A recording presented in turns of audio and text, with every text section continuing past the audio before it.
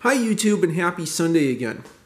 I decided to make a second bike video today, this time about my Specialized Globe Sport hybrid bike, which I've had since probably August or September 2021 when I rescued it out of a dumpster. I was looking in a dumpster from some walkway that went over it, and I saw something that looked like a wheel. I looked a little further and I saw something that looked like a bike. And I knew I didn't want to let this thing go to waste. And I also wanted to make sure it wasn't stolen, so I checked Bike Index and couldn't find any trace of this. This was during the thick of the pandemic, and I think it was just thrown in the trash from bike parking or something. Looking at the serial number, looking online, I couldn't find any evidence of the owner. So I thought I'd rescue it from the trash and give it a new life. I'd say my opinion of this bike has changed a lot since I had it. I probably rode this a few hundred miles in 2021 and maybe 2022. And at that point, I really didn't like the bike very much. I thought it wasn't especially comfortable and it was pretty slow. But more recently, I'd say in the past few months, I've come to appreciate a lot more about bike fit and bike geometry. And I've done a ton of upgrades on it, which have made it incredibly comfortable. Before I talk about those, let's just go through the components. It is an aluminum frame. Although it says Globe Sport, you can tell it's specialized from the little squiggle there and the decal on the other side of the chainstay. You can tell it's aluminum by, a lot of things like the thick tubes. I think the most obvious thing are those fat welds there. I don't think the ping tells you anything. Even though it's aluminum, it has a really good ride, and I think that tells you something really about just thinking about material in terms of what bike you get. I mean, it's the bike fit, the saddle, the tires, the geometry that matter almost as much, if not more, than material to a certain point. Anyway, so it's aluminum frame. I mentioned the ride's pretty good for aluminum.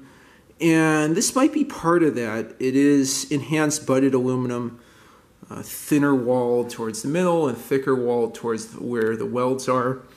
It is, you can just barely see that, a 55 centimeter frame, which is great for me. The road bikes like that Fuji I've talked about are 54 centimeter frames, and those fit me well. And this also fits quite well.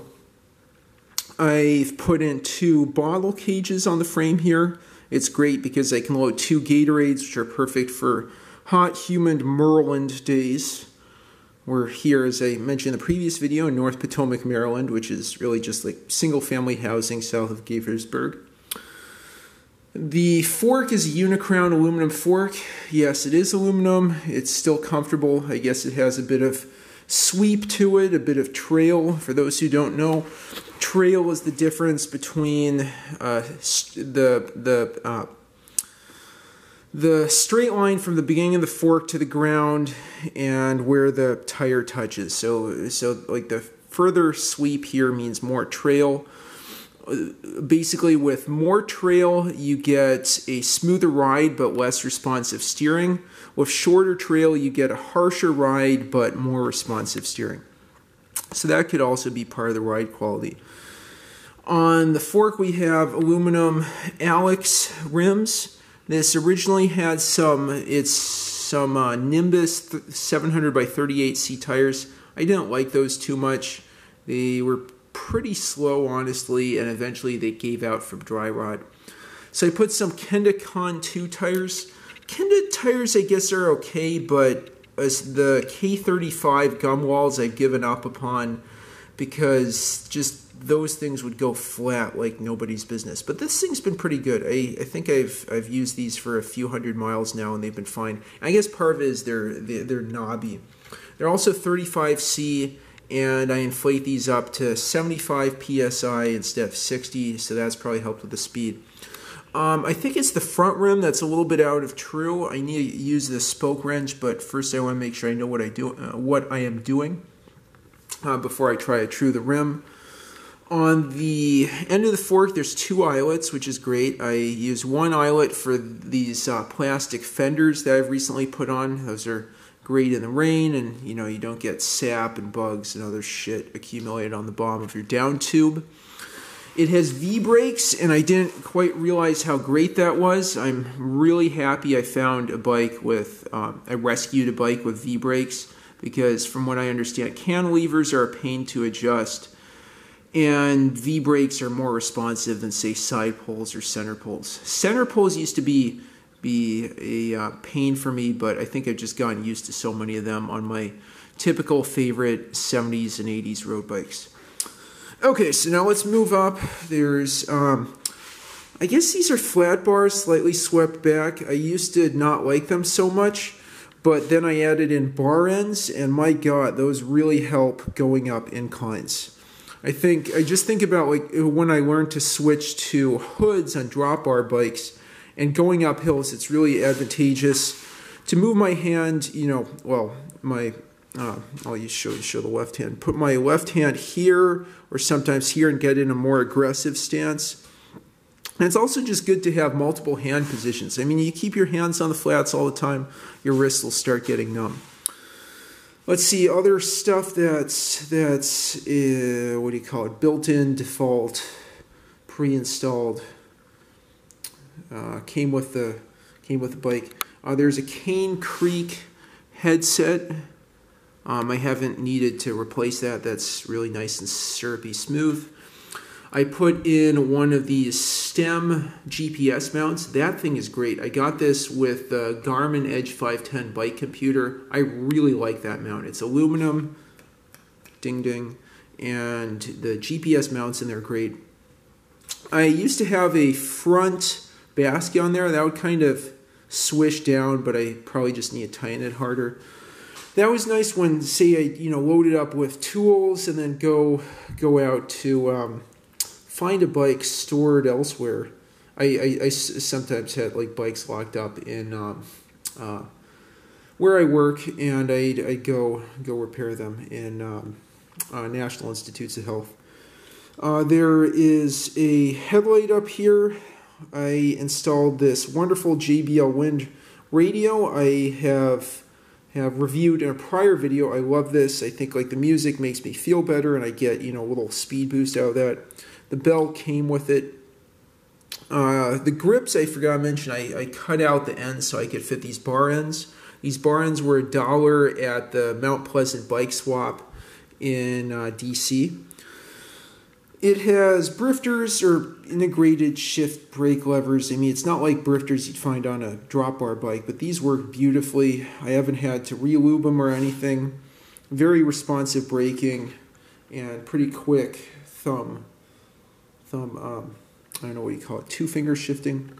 Well, trigger shifting. Anyway, those work really great. Front derailleur over here, occluded a little bit by the radio, and then rear derailleur on the right.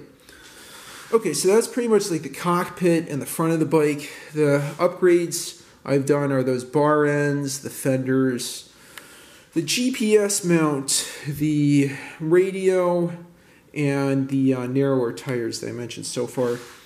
Now, looking a bit down, this came with some really, really freaking awful, terrible globe-shaped pedals. I'm not even going to make the effort of bringing them over here to show you. Those things were awful just because they didn't have any grip for your shoes and just, had kind of a weird way of fitting your feet. And also the bearings in those things would go bad.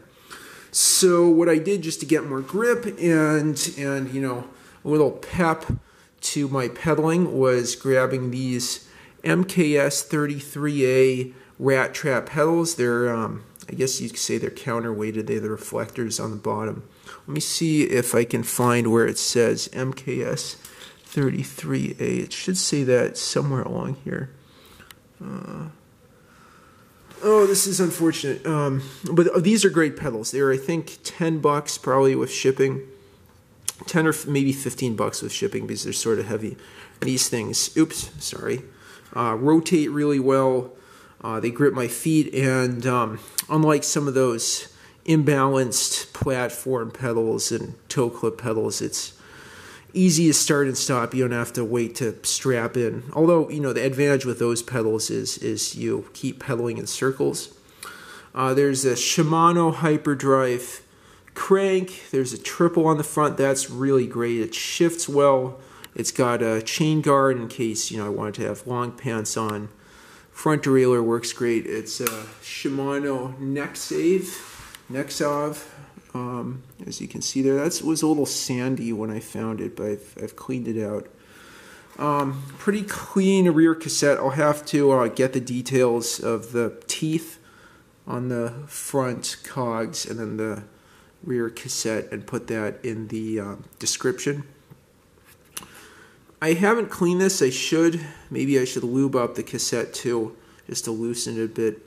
Plasticky Shimano Olivio derailleur. This isn't your top of the line derailleur, but it works well. And to quote my friend Jonathan Wenger, shifting is just as much about the cables and the shifters as it is about the derailleur. Well, he didn't say exactly that, but he said something to that effect, and it's one of many bits of bike wisdom that I've gotten from him. Let's see, so you have your rear. If you did believe me, yes, it is 700 by 35C. The rear fender I put on before the front fender. I had to do some finagling to get the front fender in. Rear V-brakes and Ibera rack. That'll be great for touring. There is not an eyelet, but a threaded hole for the rack on the rear drop on the dropouts. That's super nice. There's also a detachable derailleur hanger, so you don't have to worry about the frame snapping there. I wonder if that's like a common thing now, or if they did that because this is an aluminum frame. Anyway, that's a question I'll have to think about later. Anyway, so that's a lot of the drivetrain and pedals and everything that I've talked about. I wonder if these are, I forget what brand brakes. I'll have to take a look. I don't know if I don't think they're Tektros. Anyway, so then the stem here, I've done a lot with this. I put a reflector on and this nice wraparound light that's great, along with that front light that is quite big and takes AA batteries. It's a nice micro adjust seat post. I've changed the saddle several times here. The first one was this kind of weird cloth saddle that wasn't especially comfortable. I switched to a squishy, there's a tongue twister, switched to a squishy saddle, or people just call them squishies. That was good when I didn't know much about bike fit, but now I realize a longer seat is a lot better, and also a seat with longer seat rails, so you get more fore and aft adjustment, since I tend to lean forward and get in aggressive stances, and this really helps. After getting rid of the squishy seat, I switched to this specialized Riva body geometry type saddle with a cutout in the middle. This thing's really good. I mean, it's kind of firm, but it has a bit of squish to it, and it's just the shape is a lot better for my sit bones, rear area, and everything. I think that's like as much of a component as getting in a good stance and having a good ride quality as material. Anyway, so those are the updates I've done to this. I've posted this to the X-Biking Reddit. I don't know exactly what X-Biking is. I don't know if anybody does. I think it's just like adventure biking, and it's like lots of people like to trick out old rigid mountain bikes and hybrids. Those are starting to become popular and are, in my opinion, a much better fad than fixies, which were the fad, I guess, about 10, 15 years back. Just these things are a lot faster than you think. With those upgrades I've talked about to the saddle, getting fore-aft positioning right, getting the seat post right, adding in those bar ends.